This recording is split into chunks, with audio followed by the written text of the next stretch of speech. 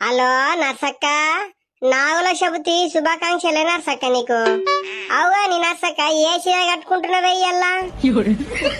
రాజమణి నీకు కూడా నాగుల చవితి శుభాకాంక్షలే. మనమేమన్నా లగ్గం పోతున్నామా? ఏ గాయ సాయి కలర్ చీర కట్టుకునే పాతదే. అవుగా నీ రాజమణి ఇక పంచిం పేలాలు గున్నెక తక్కుంటే పట్టుకరాయే. మా ఆడకట్టుకు ఓళ్ళు అమ్మాయందుకు రాలేరే కొనుక్కున్నామంటే గున్నెక తగ్గ పట్టుకరా, పుట్ట మీద వెళ్దాం. సరే సరే నర్సక్క, సరే జల్లి పోదాం పాయే. మళ్ళా మొగులేటో మూసుకత్తున్నది, మళ్ళా ఆన పొట్టు పొట్టి చంపింది అనుకో మొత్తం నానిపోతామే. జల్లి పోదాం పాప. అగో ఇంకా లింగడేటో వచ్చిండే ఆడగుండో లెక్క ఈడికి.